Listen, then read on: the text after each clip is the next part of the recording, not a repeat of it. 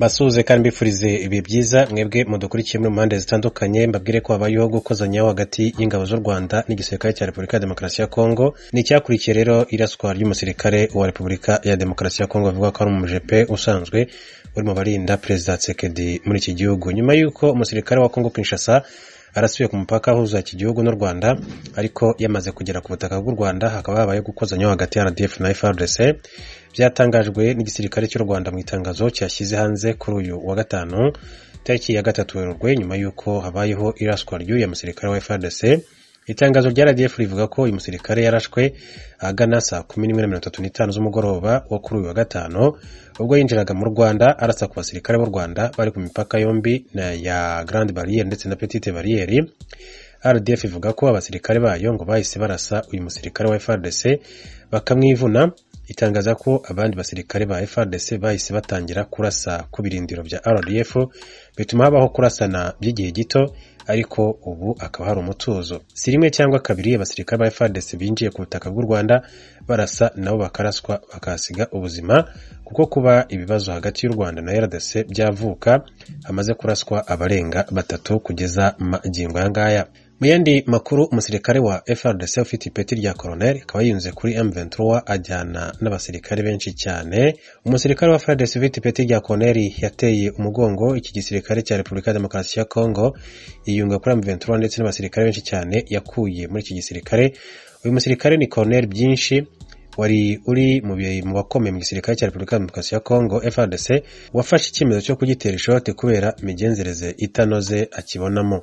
Colonel Byinshi kandi ntiyagiye wenyine, kuko ngo yajyanye n'abandi basirikare 26 bari muri FARDC nabo abajyana mu mutwe wa M23. Ni icyemezo yafatiwe imeso mu gace ka Walikare nyuma y'uko umutwe wa M23 ukubise inshuro FARDC ukayambura aka gace gaherutse kugwa mu maboko y'uyu mutwe. Perezida wa M23 Bertrand Bisimwa yahaye ikaze uyu musirikare mukuru wa FARDC wafashe icyemezo cyo gushishoza akiyunga kuri uyu mutwe urwanira uburenganzira bw'abaturage. Yagize ati, dutewe ishema nawe, ndetse ni icyemezo wafashe cyo kutwiyungaho n'abandi bifuza kutwiyungaho, kandi imiryango irafunguye kandi izahora ifunguye. Ati rwose igihe cyose, ati muze duharanire amahoro. Hari abasirikare ba FARDC bagiye bayitera umugongo bakigira muri uyu mutwe umaze iminsi wereka iki gisirikare cya leta ko bafite imyitozo ihambaye kukirusha. Ubushikiranganje mu byo bujejwe harimo gutwara abantu n'ibintu bwaraye busohoye amategeko mashasha amashirahamwe yunguruza abantu n'ibintu mu Burundi.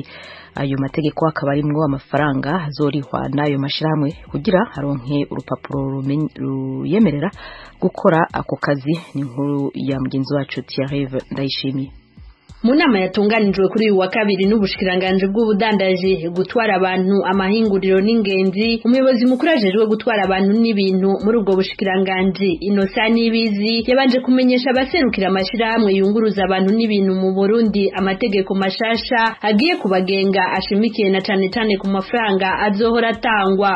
Ishirahamwe itwara abantu n'imiduga mito ngo wati kugira ngo ryemererwe gukora izo iriha amafaranga 250. Ishirahamwe twara abantu na minibus iriha amafaranga 250. Ishirahamwe twara abantu na bus iriha amafaranga umuriyoni. Ishirahamwe twara ibidandazo n'amakamyo iriha amafaranga umuriyoni n'500. Aha kandi amashirahamwe yunguruza abantu yose yamenyesheje uko amategeko bahora bagendera ko ahagaritswe, bityo n'abari basanzwe bakora bategerezwa kwiyandikisha gushasha. Ubu turiko tuvuga imiduga iri mu majambo, turiko tuvuga imiduga y'abantu ku gatwe kabo. Kuvyerekeye impusha mwari musanzwe mufise amagrema yose, amajambo yose rasanzwe afise no munsi nta kimwe amaze kubiteye kuri sose.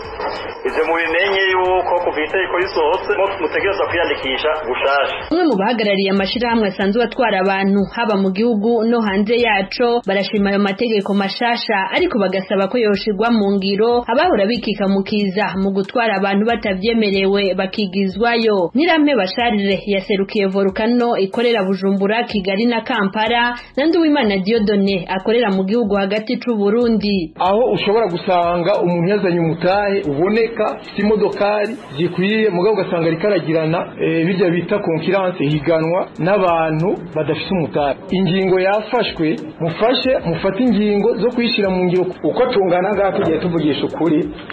umwo tubaza ati tugende ku biro twese umuntu azana imodokari zimwanditse ko tamwanditse ko cyangwa afitiye kontra hari amashyirahamwe musanga ivyo biratabya afise ugasaba ko byango nishira hamwe. Aha kandi hari n'abagaragaje ku buryo bakoreramwo mu Burundi bwo kunguruza abantu bubagora haba mu koroherezwa mu kazi no kuronka igitoro bagasaba kwica kibazo cotorega umuti. Hariho ibintu usanga twebwe bica bitunaniza aya mafaranga tuzoriha ugaca usanga hari n'amakarte d'entrée turiha aya mafaranga ugasanga tuyariha kuri trimestre ariko ugacuza gusanga hari n'ayandi mafaranga bisaba ko tuzoza turariha ku mwaka. Ibikorwa byose muri ko muradusaba turiteguye kubikora.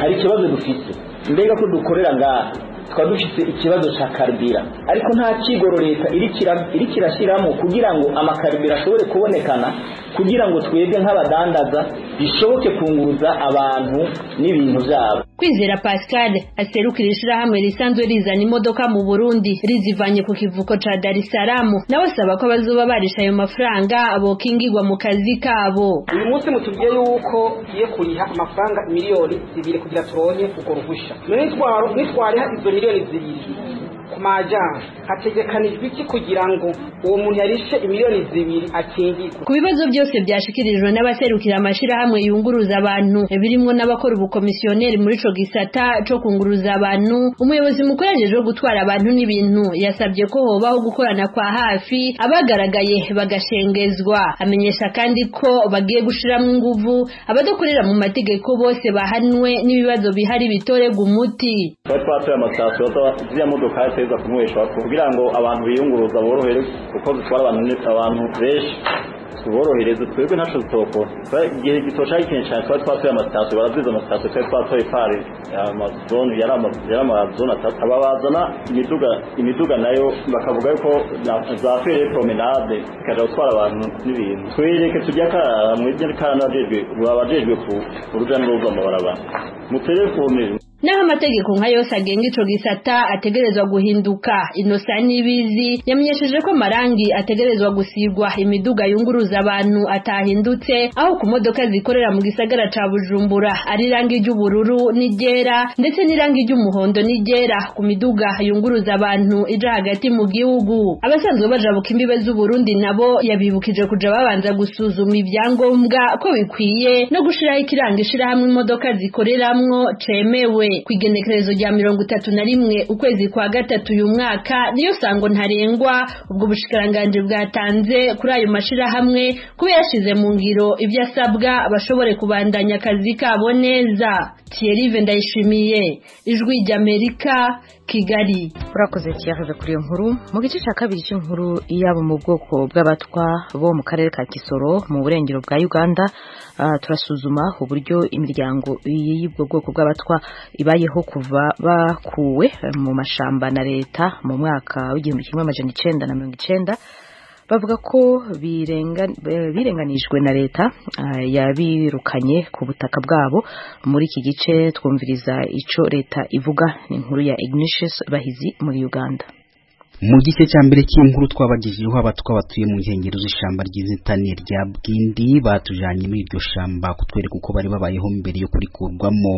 Aha rero turi mu mujyi wa Gisoro ahatuwe na bamwe mu batwa bakora akazi ko gusabiriza kubera ko batagira ikindi kibatunga.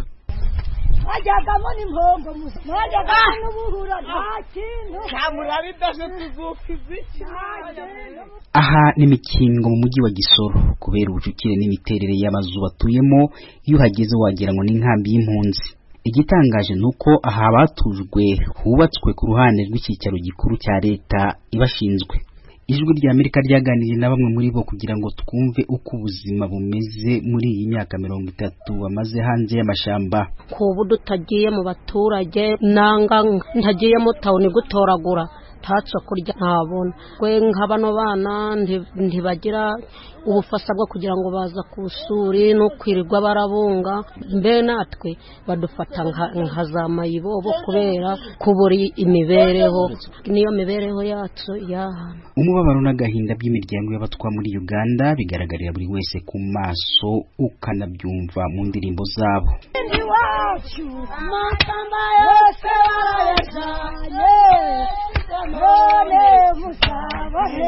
Musabyimana Allen ari muri iri tsinda ry'abagore babona aho guhinga ari uko bakodesheje cyangwa abagira neza bakabakodeshereza imirima. Ni leta tubanye mu shamba tubura amahoro, mbese tatana batwa tugatatana, mbese urahakaje n'urahakaje tuja guhakwa n'abahutu. Niyo mpamvu ubona abatwa twaragize ubukene bwinshi cyane, kubura itaka ryo guhinga. Niki wumva kumbura mu mashamba tutakibona?